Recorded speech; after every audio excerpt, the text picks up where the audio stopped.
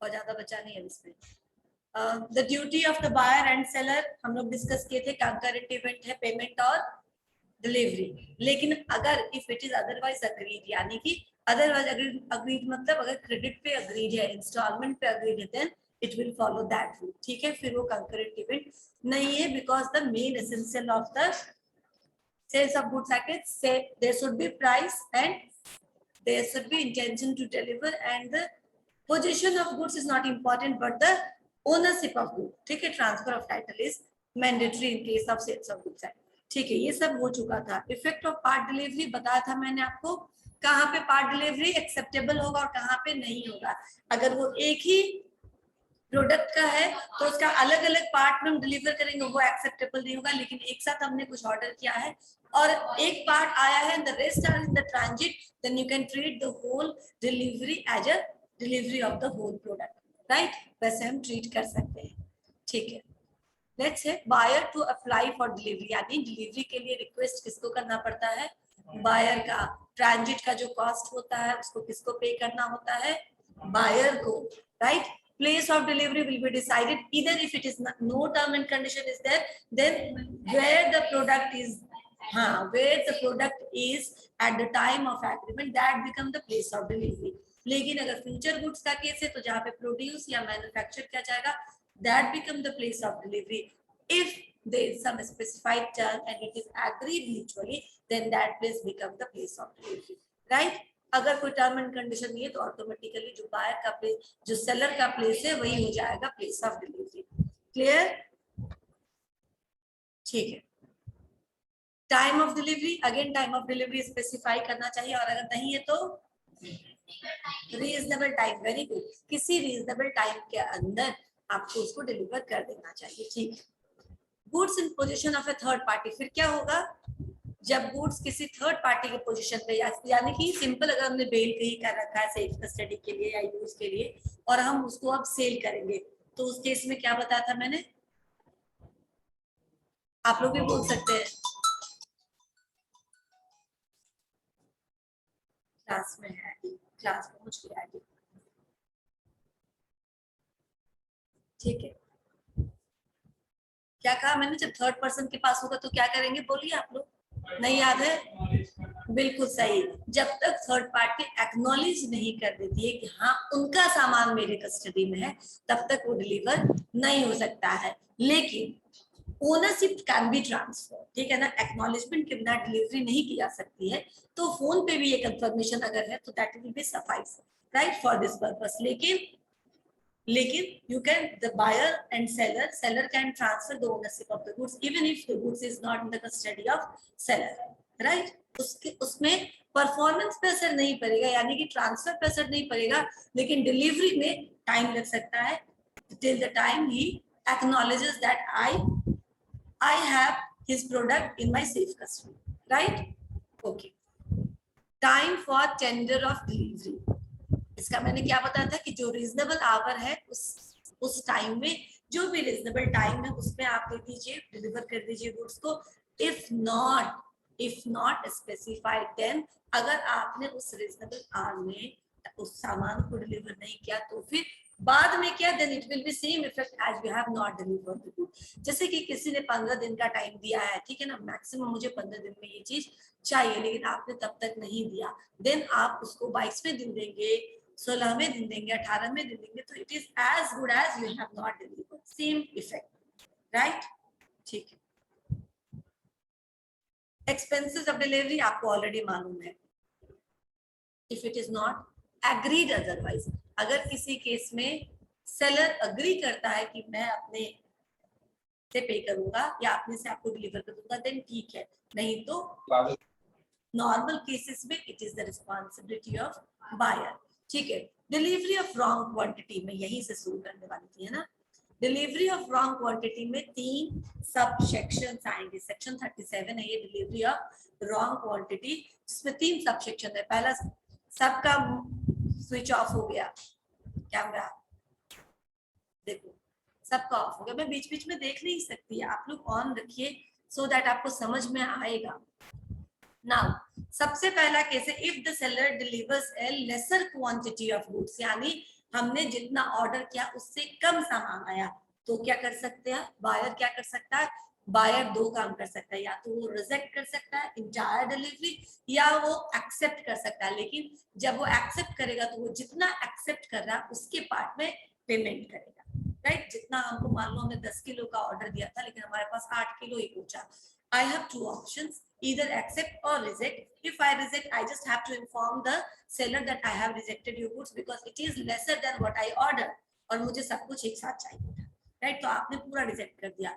अगर नहीं, अगर I accepted, rejection में you have to inform. If you have accepted, then pay for that particular amount only. 10 के लिए देने की जरूरत नहीं है, अगर 8 किलो आपने एक्सेप्ट किया तो उतने के लिए ही पे करिए, ठीक है। पहला केस क्लियर। सेकंड केस में, if the seller delivers a larger quantity of goods compare to what is contracted, ठीक है ना, जो अग्रीड था उससे ज्यादा भेज दिया आपको। अगेन आपके पास दोनों ऑप्शन है, रिजेक्ट करने का भी और एक्सेप्ट करने का भी। अगर आप एक्सेप्ट कर रहे हैं तो क्या होगा, पूरा का पूरा आप ये भी एक्सेप्ट करते हैं, जितना ऑर्डर किया था उतना करो, बाकी को रिजेक्ट कर दो। समझ में आया?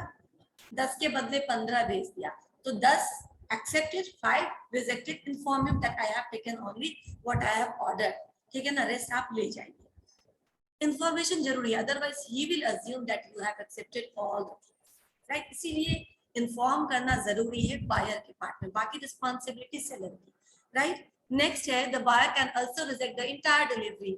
मन नहीं है तो आप पूरा रिजेक्ट कर दीजिए, इतना नहीं चाहिए था, इतना लेकर क्या करेंगे, ले जाओ, राइट, हमको इतना नहीं चाहिए। तो it is again on the option of buyer कि आपको ज्यादा मिल गया है तो आप सिर्फ उतना रख लें या फिर आप पूरा रिजेक्ट कर दें। लेकिन रिजेक्शन के केस में इंफॉर्मेशन इज मैंडेटरी, राइट।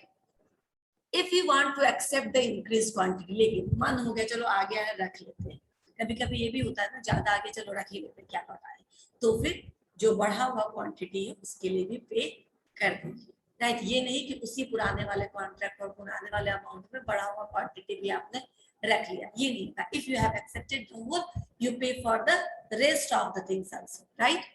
और तीसरा क्या, if the seller deliver a mix of goods where some part of the goods are mentioned in the contract and some are not, यानी कि अगर उसने प्रोडक्ट को मिक्स कर दिया है, आपने सिर्फ कोई एक पर्टिकुलर राइस ब्रांड का ऑर्डर किया था लेकिन उसने जहां तक उसके पास था वो उसने वो भेजा, बाकी उसने एडिशनल कोई दूसरा पैकेट भेज दिया, ठीक है। इस केस में आप क्या कर सकते हैं, again buyer can reject entire lot. Rejection का ऑप्शन हमेशा रहता है अगर वो एज पर कॉन्ट्रैक्ट नहीं है तो, ठीक है। तो कॉन्ट्रैक्ट में अगर कुछ है और उसमें मेंशन नहीं है, then the buyer may accept the goods which are in accordance with the contract, यानी इंडिया गेट और दूसरा राइस का नाम लो, मुझे याद नहीं आ रहा अभी, अरे कोई महल भी है ना, इंडिया गेट तो मैंने बोला, तुमने कुछ और, बिरयानी, दावत बिरयानी, ओके, दावत राइस, ठीक है। तो दावत और इंडिया गेट, तो उसने आपको 5 किलो इंडिया गेट भेज दिया और रेस्ट आपको दावत भेज दिया, ठीक है ना। If you are specific and particular about India Gate, you can accept those and pay for those and then reject the other plot, right? अगर आपको सारा रखना है तो आप सारा रख सकते हैं, लेकिन रिजेक्शन का ऑप्शन है आपके पास, ठीक है ना। अगर गुड्स आपके मर्जी का नहीं है, जो मेंशन था वो नहीं है, तो तीनों केस में आप एक्सेप्ट भी कर सकते हैं, रिजेक्ट भी कर सकते हैं। बस रिजेक्ट करना है तो इन्फॉर्म करना जरूरी है। अगर आप नहीं करेंगे then the seller will assume कि आपने कम दिया तो कम एक्सेप्ट कर लिया, will pay for that much quantity only, but आपने एक्सेप्ट कर लिया, वो ये अज्यूम करेगा। अगर आपको ज्यादा भेजा और आपने वो सारा रख लिया, इन्फॉर्म नहीं किया रिजेक्शन के बारे में, even if you have rejected, आपके घर में रखा हुआ है कि भाई आएगा तो ले जाएगा, लेकिन आपने इन्फॉर्म नहीं किया तो वो अज्यूम करेगा कि आपने सारा रख लिया, राइट, सब एक्सेप्ट कर लिया। एंड देन अगर मिक्स है, आपको रिजेक्ट करना है तो कर दीजिए, एक्सेप्ट करना है तो कर दीजिए, राइट। तीनों ही केस है आपके पास। नाउ इंस्टॉलमेंट डिलीवरीज, अब यहाँ इंस्टॉलमेंट डिलीवरीज मतलब उसमें पहले हमने पार्ट डिलीवरी कहा था, ठीक है ना, पार्ट वाइज, यानी अच्छा ठीक है, हम लोग कभी ऑर्डर देते, मान लो कि मैंने कहा था बहुत सारा सामान है जो हमको डिलीवर कराना है, तो एक ट्रक पे सामान आ गया एंड रेस्ट दूसरे ट्रक से आ रहा है, तो जरूरी नहीं दोनों पैरेलल ही चले और दोनों एक साथ ही हमारे डेस्टिनेशन पे पहुंचे, तो आगे पीछे आ सकता है, वो एक्सेप्टेबल होगा, राइट। लेकिन इंस्टॉलमेंट डिलीवरी उस केस में एक्सेप्टेबल नहीं होगा जब वो एक ही प्रोडक्ट का अलग अलग हिस्सा है। यानी हमारा ही एक सिस्टम है, इसका फ्लॉपी कभी हम भेज रहे हैं, हार्ड डिस्क कभी भेज रहे हैं, ये कभी भेज रहे हैं, चार्जर कभी भेज रहे हैं, तो इस केस में वो एक्सेप्टेबल नहीं होगा। The buyer does not have to accept delivery in instalment unless he has agreed to do. अगर उसने एग्री किया है कि ठीक है मुझे चलेगा, तब तो ठीक है, अदरवाइज बायर को इंस्टॉलमेंट डिलीवरी कोई ऑब्लिगेशन नहीं है कि मैं इंस्टॉलमेंट में भेजूंगा, तब भी आपको एक्सेप्ट करना है, right. If such an agreement exist, अगर ऐसा एग्रीमेंट है कि हम इंस्टॉलमेंट में डिलीवरी एक्सेप्ट कर सकते हैं, then the parties are required to determine the rights and liabilities and payment themselves. फिर अगर आपने law clearly suggest not to accept instalment delivery of the same product in part wise, right, आपको एक पूरा product एक बार में deliver होना चाहिए। लेकिन अगर म्यूचुअली कॉन्ट्रैक्ट में buyer and seller agrees to accept those lot in instalment, तो फिर किसकी लायबिलिटी, किसका राइट्स, किसकी रिस्पॉन्सिबिलिटीज और क्या पेमेंट का मोड होगा, ये आपस में आप लोग तय करेंगे, ठीक है, समझ में आए। फिर आपको mutually payment and duties responsibilities आपस में ही तय करना पड़ेगा, क्योंकि इसमें लीगल कोई प्रोविजन नहीं है, कोर्ट ने ऐसा आपको कोई बाध्यता या ऑब्लिगेशन नहीं दिया है किस चीज के लिए, एक्सेप्ट करने के लिए, ठीक है। डिलीवरी टू कैरियर, अच्छा कैरियर का क्या मतलब हुआ, कैरियर सिंपल, कौन, बिल्कुल फ्रेट, कैरियर जिसके थ्रू हम भेजते हैं, ठीक है। अगर वो बहुत दूर भेजना है, पोर्टल या कोस्टल एरिया में भेजना है, तो शिप हो सकता है कैरियर, ठीक है ना। ट्रेन हो सकता है, अगर हमको ट्रेन के रूट से, रेल रूट से भेजना है, तो वो ट्रेन या उनका जो होता है माल गाड़ी बोलते हैं जिसको, ठीक है, वो हो सकता है कैरियर। तो इस तरीके से ट्रक हो सकता है कैरियर, राइट। तो these are the forms of carrier जिसके थ्रू हम ट्रांसमिट करते हैं या एक जगह से दूसरी जगह ट्रांसफर करते हैं गुड्स को, राइट, ठीक है। Normally deliver to carrier is regarded as delivery to buyer. अगर जो डिलीवरी का मोड है और जो टर्म्स एंड कंडीशंस है वो सब फॉलो किया गया है, तो आप कैरियर को देते हैं ये माना जाएगा कि आपने डिलीवर कर दिया वो किसको, बायर को, तो it is treated as delivery to the buyer unless contrary terms exist in the contract. यानी कॉन्ट्रैक्ट में जो टर्म है उससे अपना कुछ दिमाग लगा दिया सेलर ने, ठीक है ना, उस टर्म के अलावा कोई दूसरा का टर्म एंड कंडीशन लगा करके भेज रहा है, तो फिर रिस्पॉन्सिबिलिटी सेलर की हो जाएगी। मान लो पैकेजिंग का टर्म एंड कंडीशन कुछ था, उसने कुछ दूसरे तरीके से पैकेजिंग बना करके भेज दिया, और तब अगर डैमेज हुआ तो रिस्पॉन्सिबिलिटी बायर की हो जाएगी। लेकिन जो पैकेजिंग, जो चीजें मेंशन्ड है कॉन्ट्रैक्ट में, उस पे एग्रीमेंट हुआ और आप वैसे ही भेज रहे हैं, तो फिर रिस्पॉन्सिबिलिटी बायर के लिए आपने भेजा ये माना जाएगा। क्लियर, ठीक है। डिटेरियोरेशन ड्यूरिंग ट्रांजिट, डिटेरियोरेशन मतलब स्विच ऑफ करके स्क्रीनशॉट ले,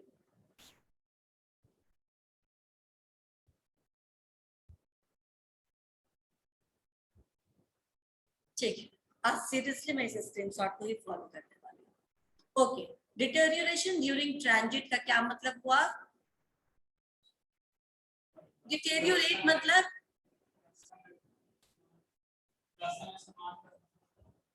क्षति हो जाना, डिटेरियोरेशन मतलब होता है क्वालिटी का पतन, ठीक है ना। डिटेरियोरेट करना मतलब नीचे की तरफ आ जाना, ठीक है ना।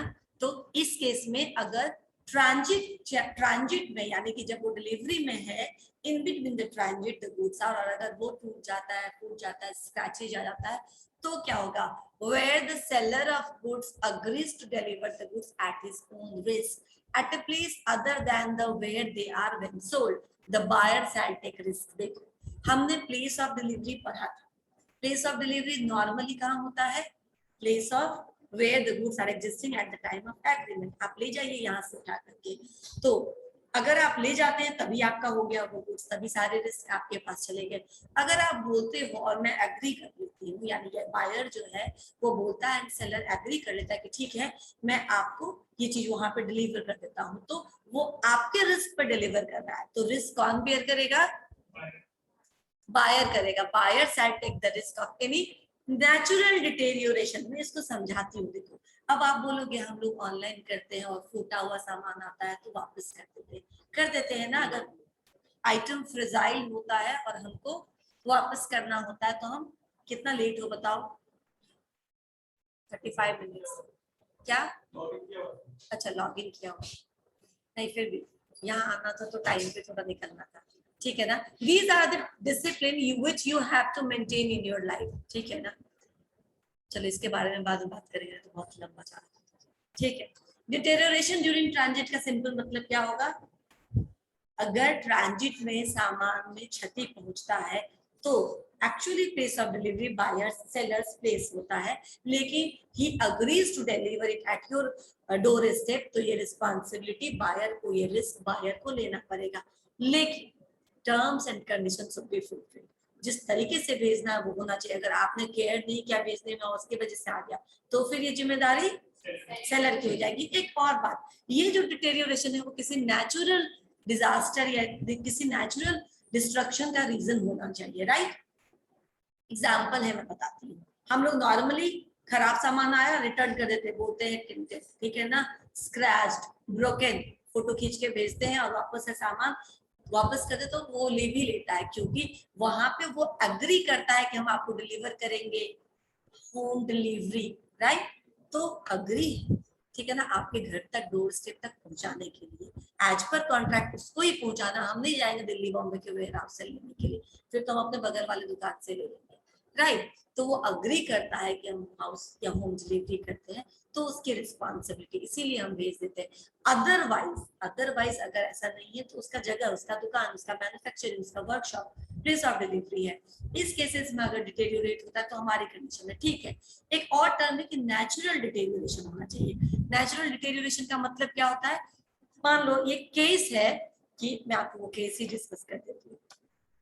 बुल वर्सेस रॉबिन्सन, यहाँ पे एक ने आयरन को का वो कॉन्ट्रैक्ट किया था और आयरन को स्टैफोर्डशायर से लिवरपूल के लिए भेजना था, राइट।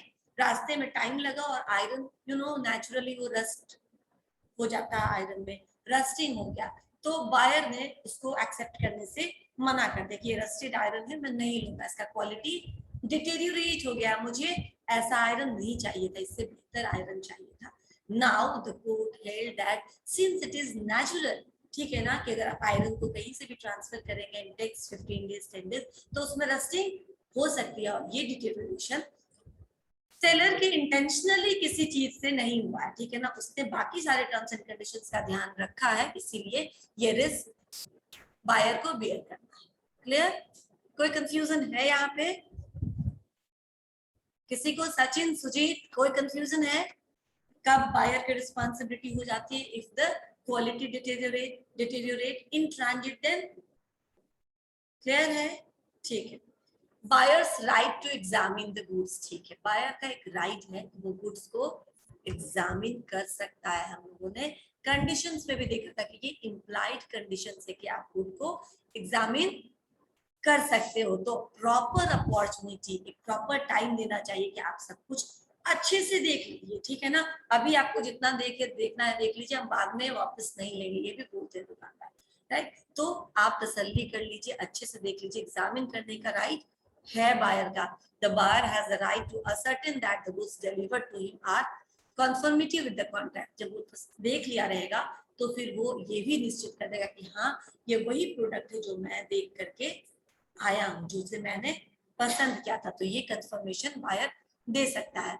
सेलर को क्या करना है? Seller is bound to honour the buyer's request for reasonable opportunity to examine the goods. Seller को बस ये करना है कि उसको बोल देना कि हाँ आप अच्छे से देख लीजिए, ठीक है ना, कोई हड़बड़ी नहीं है, आपको जितना चेक करना जो देखना है सब देख लीजिए, नहीं तो ये आपकी जिम्मेदारी हो जाएगी। अगर डिफेक्टेड चीज लेके जाएंगे तो फिर आपको घाटा हो जाएगा। तो सेलर की रिस्पॉन्सिबिलिटी है कि उनको मौका देना, देख लेना, और बायर की रिस्पॉन्सिबिलिटी कि वो खुद से चेक करे, अनलेस contrary is specified। ये लास्ट लाइन मैंने ऐड कर दिया, unless contrary is specified means simply if the buyer अपने हाथ खड़े कर देता है, I have no idea about the quality of these goods, आप ही मदद करिए मेरी, जो अच्छा है वो दीजिए, क्योंकि बहुत बार बायर को नहीं पता होता प्रोडक्ट की क्वालिटी के बारे में, तो हम उनको जजमेंट करने का देते हैं कि अब आप बताइए कि क्या ले, ठीक है ना। In that case then this responsibility become sellers, तो आप अच्छा चीज दे, आपके पर्पस को फुलफिल करने वाला चीज दे। Clear? Okay. Acceptance of delivery of goods, acceptance कैसे कर सकते हैं इन पॉइंट्स में? बायर को अगर आपने एक्सेप्ट किया तो he informs the seller that he has accepted the goods. अगर आपके डोर स्टेप पे हमने भेजा और आपने एक्सेप्ट कर लिया तो जस्ट इन्फॉर्म किया I have accepted the goods. नहीं भी करेंगे आप तो चलेगा, क्योंकि एक्सेप्टेंस को इन्फॉर्म करना बहुत जरूरी नहीं है, मैं बार बार बोली हूँ, लेकिन रिजेक्शन को बताना जरूरी है। अगर आपने एक्सेप्ट कर लिया एंड यू कीप म्यूटेड, ठीक है ना, you keep mum, आपने कुछ इंफॉर्मेशन दिया, he assume that you have accepted, right, और वो आपसे पैसा क्लेम कर देगा और आपको पैसा पे करना पड़ेगा, क्योंकि अगर आपने एक्सेप्टेंस इन्फॉर्म भी नहीं किया है और आपने रिजेक्शन है ये बताया भी नहीं, तो आपको पे करना पड़ेगा, राइट। दूसरा, डज समथिंग, कैसे एक्सेप्टेंस माना जाएगा? एक्सेप्ट कर लिया, इन्फॉर्म कर दिया, एक्सेप्टेंस क्लियर। दूसरा केस और भी कब एक्सेप्टेंस माना जाएगा? एक्सेप्ट नहीं किया लेकिन यूज कर रहे हैं, एक्सेप्ट नहीं किया तो यूज क्यों कर रहे हो, मैं वापस कर देते। हाँ, तो अगर आप कुछ ऐसा करते हैं जो ओनरशिप के राइट्स को इन्फ्रिंज करता है, ठीक है ना, इंटरफेयर करता है, आप खुद ओनर्स जैसा व्यवहार करने लगे, then automatically it will be assume that you have accepted the goods, right. Cycle मंगाया, नहीं पसंद आया तो रिटर्न कर दो, चला रहे हो और बोल रहे हो ले जाओ ले जाओ, नो एक्सेप्टेंस, ठीक है ना। इसका मतलब हुआ कि आपने एक्सेप्ट कर, ठीक है।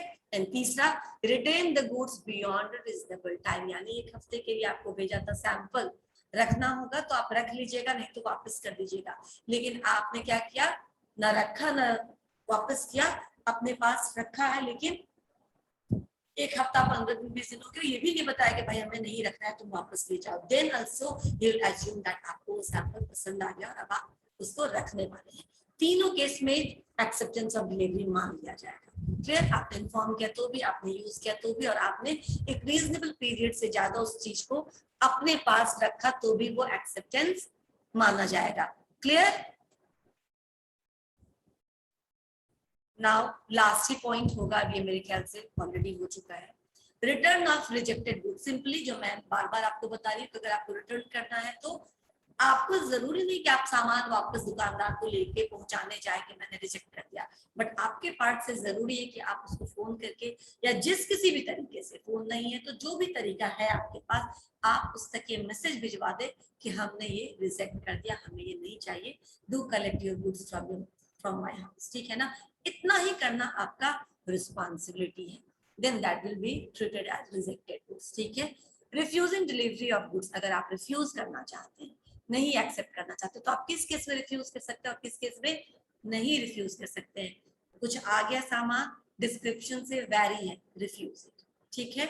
लेकिन अगर वो एज पर द कंफर्मिटी है, जो आपने पसंद किया वही सामान भेजा है, देन रीजंस आपको बताना पड़ेगा फिर क्यों आप इसको डिलीवरी को रिफ्यूज करना चाहते हैं। अगर कोई वैलिड रीजन नहीं है तो आप रिफ्यूज नहीं कर पाइएगा, क्योंकि 1 महीने बाद 15 दिन बाद सामान का दाम फ्लक्चुएट होते रहता है। सपोज करो उसके कारण उसको नुकसान हो, या फिर वो किसी से हाई प्राइस पे लेकर के आपको ऑन टाइम डिलीवरी दे रहा है और आप रिफ्यूज कर रहे हैं, राइट, तो उसने कहीं पे हाई प्राइस पे किया है, ठीक है ना। तो ऐसे कंडीशन में रिफ्यूजल नहीं होगा, अदरवाइज आपको डैमेजेस एंड प्राइस के लिए क्लेम कर सकता है, ठीक है ना। ये दोनों ही तरीके से होता है, मतलब ये वाइसे वर्सा है। Seller can also refuse if the product is not under the conformity, and buyer can, seller can refuse to give, लेकिन अगर वो एक रीजनेबल टाइम में आपको बताता है कि मैं ये डिलीवर नहीं कर पाऊंगा तो ठीक है, लेकिन बहुत सारा टाइम कंज्यूम करने के बाद बोलता है कि ये डिलीवर नहीं कर पाऊंगा, मेरे पास ये नहीं है, तो आपको जल्दीबाजी में कहीं और से लेना पड़ेगा,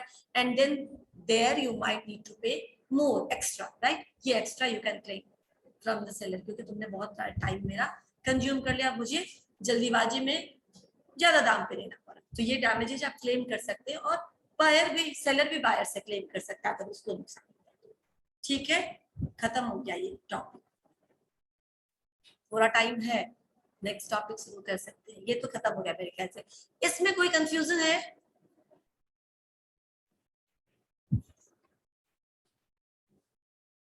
ज्यादा कुछ नहीं पढ़ाऊंगी, बस थोड़ा सा शुरू कर लेते हैं, फिर हम नेक्स्ट क्लास में पढ़ेंगे। Performance of contract of sale. Performance of contract of sale में कुछ नहीं पढ़ना आपको, duties and responsibilities of seller and buyer जो आप मोस्टली अब जान चुके हैं, ठीक है ना। इसीलिए मैंने कहा था जो फर्स्ट है हमारा सेल्स ऑफ गुड्स का जो फर्स्ट नोट्स है या पीडीएफ है, वो अगर आप अच्छे से करोगे तो उसमें हम लोगों ने ऑलमोस्ट एवरीथिंग मेंशन किया हुआ है, ठीक है ना। तो बस कहीं कभी अगर आ जाए performance of contract of sale तो आप सोचोगे इसमें क्या लिखना है।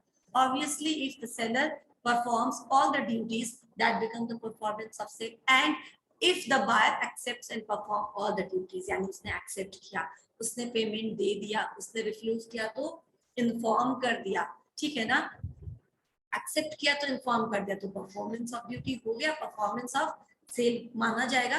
तो परफॉर्मेंस ऑफ सेल में duties and responsibilities of buyer and seller ही बनना है, ठीक है। A contract of sale of goods, अच्छा अभी दिख रहा है या नहीं दिख रहा है? मेरे ख्याल से नहीं दिख रहा है, ठीक है। मैं भी वापस से इसको शेयर करती हूँ। जब भी कुछ नया शेयर करना होता है ना तो न्यू शेयर ये दिखाता है, तो नॉर्मली मुझे पता नहीं चल पाता जल्दी से। Now a contract of sale of goods involves reciprocal promises. Reciprocal का मतलब, अब थोड़ा स्लो चलते हैं। रेसिप्रोकल का मतलब दोनों तरफ से, रेसिप्रोकल, हाँ ठीक है, अपोजिट भी बोलते हैं, यानी दोनों तरफ से एक्सचेंज। रेसिप्रोकल मींस एक्सचेंज, ठीक है। तो contract of goods involves reciprocal promises. क्या होगा ये reciprocal promises between buyer and seller? Promise to pay and promise to deliver, यही होगा ना रेसिप्रोकल। आपको बायर बोलेगा कि I will pay you, and seller बोलेगा कि I will deliver the goods. तो यही होता है reciprocal promises between buyer and seller, और इसी पर बेस्ड है performance of contract of sale. Now duties of A seller, duties क्या है सेलर की? To deliver the goods. Obviously हम लोगों ने लास्ट क्लास में भी ये बोला था कि किसी का चोरी का सामान, किसी का सामान गिरा, founder of goods is not buyer of goods, ठीक है ना। मुझे कहीं गिरा पड़ा मिला है ना, the buyer of goods, right. इसी को बोनाफाइड किसी रीजन से मैंने इसको नहीं खरीदा, ये तो मुझे अचानक से कहीं मिल गया, then that is, in that case I am not the owner of the goods, I am just the finder of goods, and मेरी ये रिस्पॉन्सिबिलिटी है। दो अब इतनी ईमानदारी नहीं बची है, लेकिन responsibility of finder of goods की you try to find out the real owner and deliver it, right? आप कोशिश करें रियल ओनर ढूंढने का, उसको वो वापस कर दे, राइट। अगर नहीं कर पाए, नहीं मिल पाया आपको, तो आप क्या कर सकते हैं? उसका उतना ही ख्याल रखिए जितना आप अपने सामान का रखते हैं, और उसको एज अ बेलर की तरह ट्रीट करिए, नॉट एज ए ओनर, ठीक है ना। अपने सेफ कस्टडी में रखिए। हाँ, अगर वो पेरिशेबल थिंग है तो जैसे मैंने बांट चूट के खा लिया, वैसे ही उसको खत्म कर दीजिए, क्योंकि वो कितना भी संभाल के रखेंगे, एक रीजनेबल टाइम तक वेट करने के बाद अगर वो पेरिशेबल गुड्स है तो आप उसका यूज कर सकते हैं, ठीक है। लेकिन यहाँ पे डिलीवरी ऑफ द गुड्स है, इसका मतलब कि डिलीवर के लिए सेलर को इंटेंशनली प्रिपेयर होना चाहिए कि मुझे ये गुड्स उसको ओनरशिप ट्रांसफर कर देना है, right. Then they become the delivery of the goods and this become the duties of the seller. ये सेलर का ड्यूटी है गुड्स को डिलीवर करना, right. Next, to make contract with the carrier of goods, ठीक है।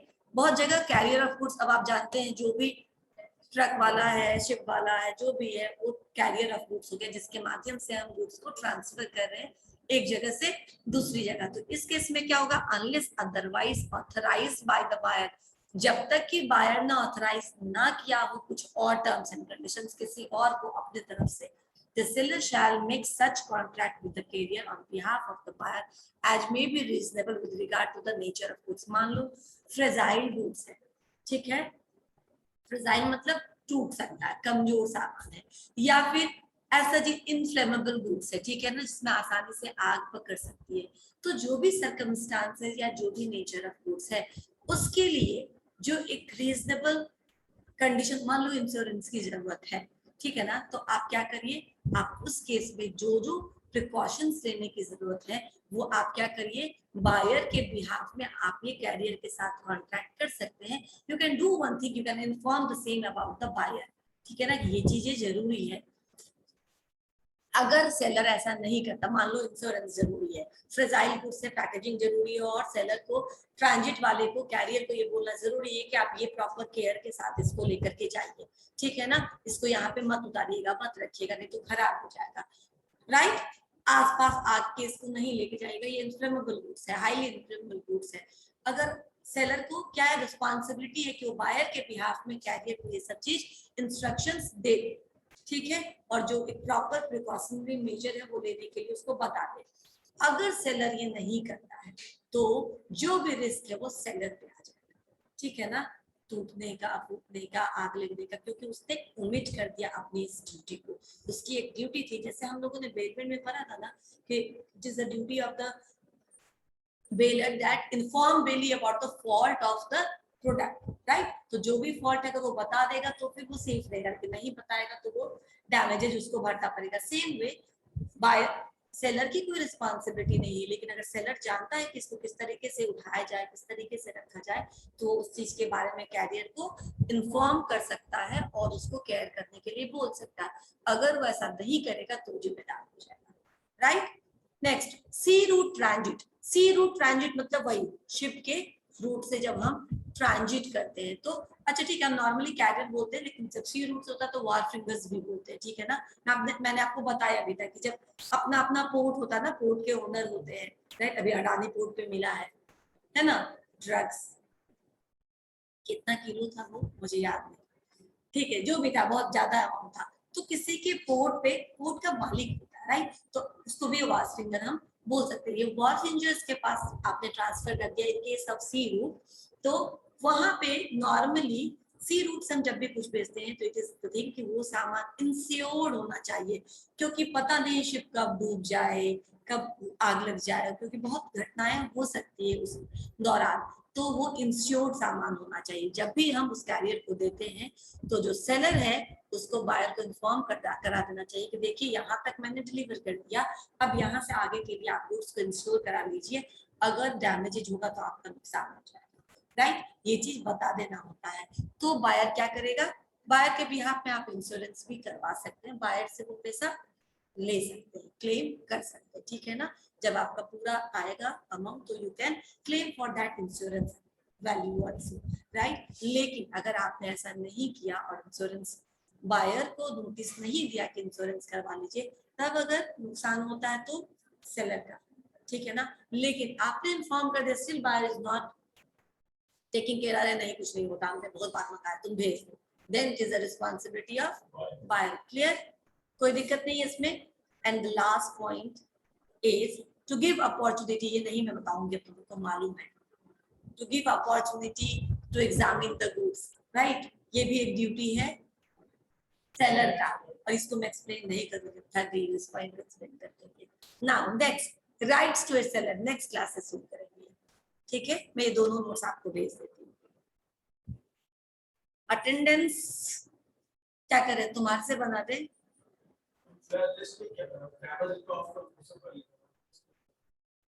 List ही लेना था, list में भी पता चल जाता है कैमरा, तुम्हें नहीं पता चलता ये, तो फिर वही का स्क्रीनशॉट बस लेना था ना।